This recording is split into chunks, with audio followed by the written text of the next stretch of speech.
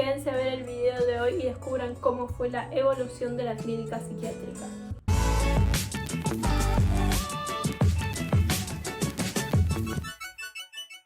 Hola a todos, bienvenidos a Curiosity Camp. Hoy vamos a ver las diferentes etapas de la evolución de la clínica psiquiátrica.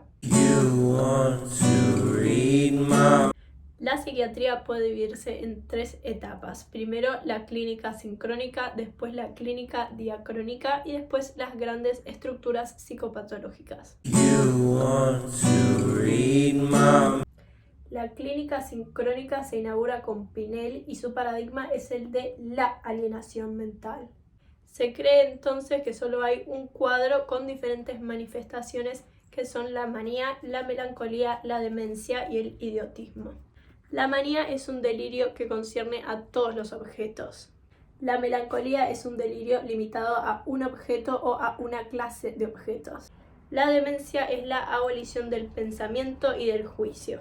Y el idiotismo es la obliteración de las facultades intelectuales, es decir, es un estado de existencia vegetativa. En la clínica sincrónica se habla de causas pero no específicas porque cualquier causa siempre da una enfermedad que es la alienación mental. Su principal característica es que hace un corte transversal que no tiene en cuenta la historia del paciente, es decir, solo se toma en cuenta el periodo de la enfermedad. Se habla de diferentes tipos de causas, entonces, como las fisiológicas, que pueden ser la edad o lo hormonal, traumáticas, como un golpe o una lesión, y causas morales, que son los excesos y desórdenes de la vida. Y se habla de un tipo de tratamiento que es alejar al paciente del ambiente que causó esa enfermedad y subyugarlo a una figura de poder que representaría una especie de figura paterna, que sería la posición del psiquiatra. La crisis de este paradigma se da con el descubrimiento de Bale.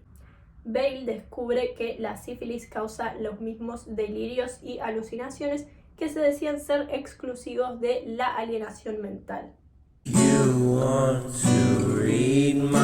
Entonces surge el paradigma de las enfermedades mentales. Ahora se va a hablar entonces de varias manifestaciones, cada una con su causa. Se inicia entonces la clínica diacrónica, cuyo principal exponente es Kraepelin. La clínica diacrónica se caracteriza por estudiar el proceso y desarrollo del fenómeno, es decir, no hacer un corte transversal, sino tener en cuenta todo lo que vino antes y puede venir después. Los principios de la clínica diacrónica son entonces el desarrollo temporal y las causas específicas que permiten un diagnóstico diferencial. El diagnóstico diferencial se hacía entonces en base a los síntomas, que podían ser síntomas positivos o síntomas negativos, siendo los positivos aquellos donde la función no está alterada y los negativos los que tienen la función alterada. En la clínica diacrónica entonces hay diferentes clasificaciones de las enfermedades mentales. La clasificación de Kraepelin incluye la paranoia, la locura maníaco-depresiva y la demencia precoz. La principal característica de la paranoia es el delirio sistematizado. En esta enfermedad hay un desarrollo insidioso, es decir, que se da muy lentamente. Es decir, la persona puede empezar a tener delirios leves y no decirle a nadie por miedo a que piensen que está loco, y el desarrollo se va dando muy lentamente hasta que esto se haga algo manifiesto. Esta tiene causas internas y es un sistema delirante irrompible, es decir, es imposible convencer a esta persona de algo contrario a su delirio, pero tiene conservación del pensamiento y de la voluntad. Kraepelin plantea diferentes temas de la paranoia, que puede ser persecutoria, puede ser celotípica, puede ser de grandeza, puede ser erotomaníaca y puede ser de querulancia. Luego plantea la locura maníaco-depresiva, que es un acceso bipolar con trastornos de la voluntad. Es decir, hay momentos de exaltación maníaca y momentos de estado depresivo, y la voluntad está alterada porque esta persona dice ser controlada por fuerzas exteriores que lo hacen hacer cosas que no quiere.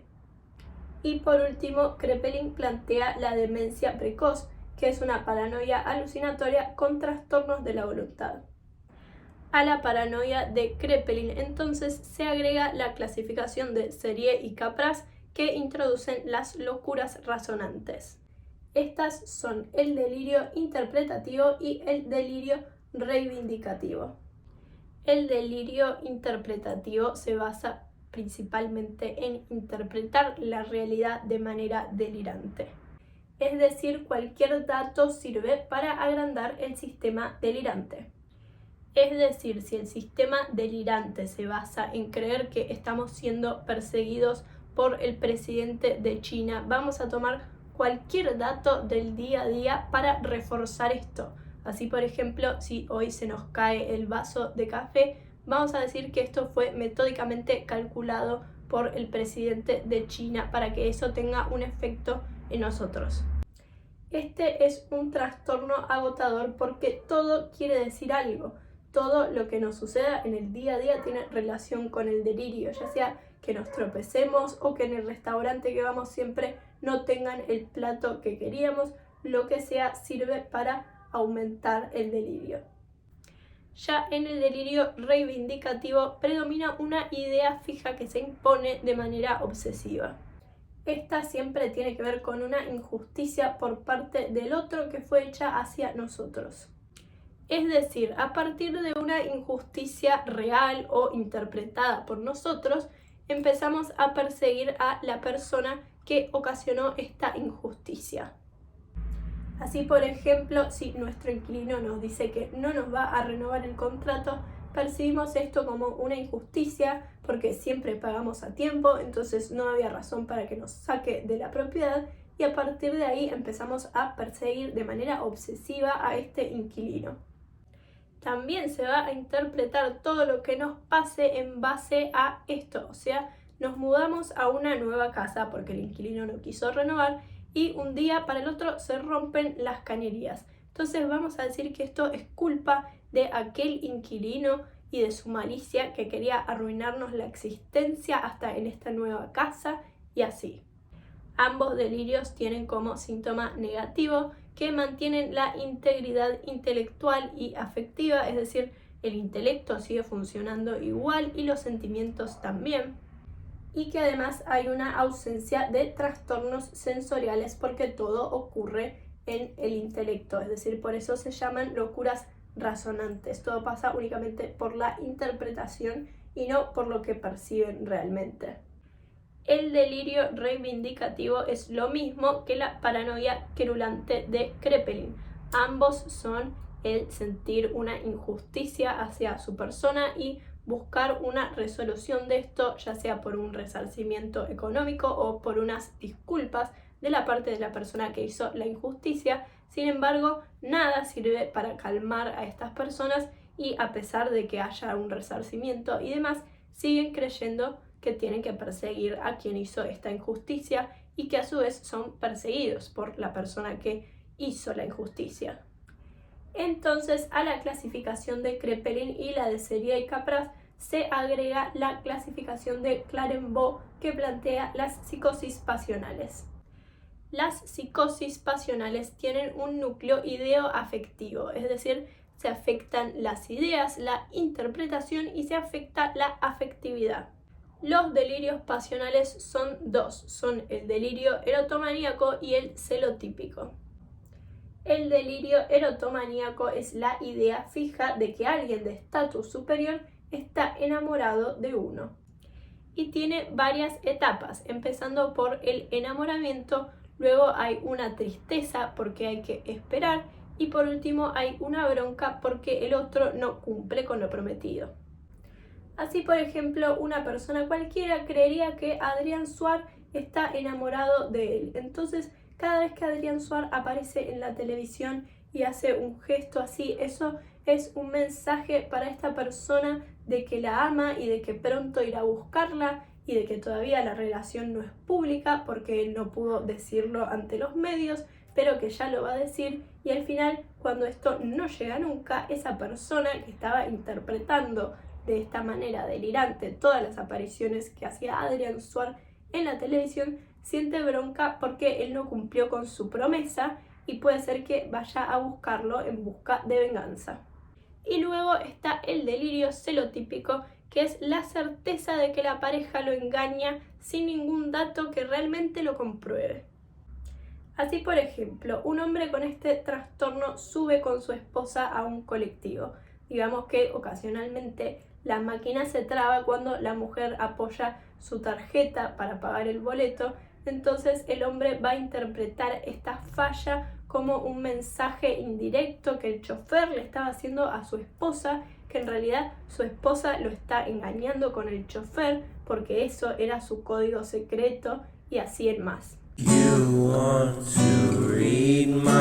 Sobre Kraepelin es importante entender que la paranoia no es lo mismo que la demencia, porque en la demencia hay alucinaciones que en la paranoia no hay, y en la demencia no hay conservación del pensamiento. El pensamiento está desorganizado, por lo cual nunca se podría formar un sistema, que es la principal característica de la paranoia, que es el delirio sistematizado, porque se conserva el pensamiento.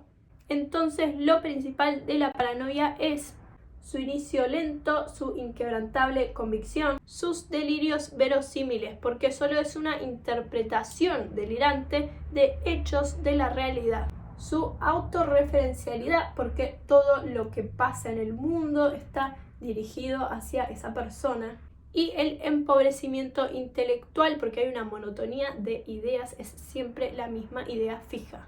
Y lo principal de la demencia precoz es su trastorno psicosensorial, porque la orientación está nítidamente afectada. La persona recuerda haber estado en lugares en los que nunca estuvo.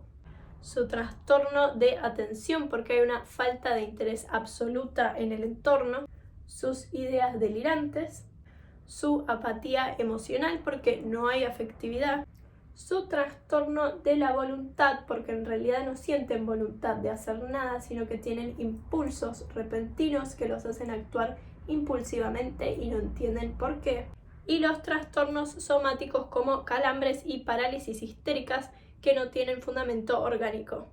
En la demencia precoz, por estar afectada la voluntad, es normal que se vean ecopraxias y ecolalias. La ecopraxia es el imitar los movimientos que la otra persona hace delante de ellos, y ecolalia sería repetir las últimas palabras que dijo alguien delante de ellos.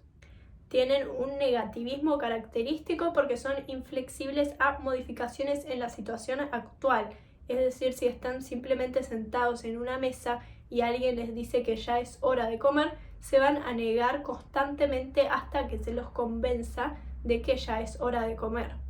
Y también están las estereotipias, que son la repetición de un gesto tipo todo el tiempo y sin una razón. Así, por ejemplo, un gesto tipo sería el saludo militar.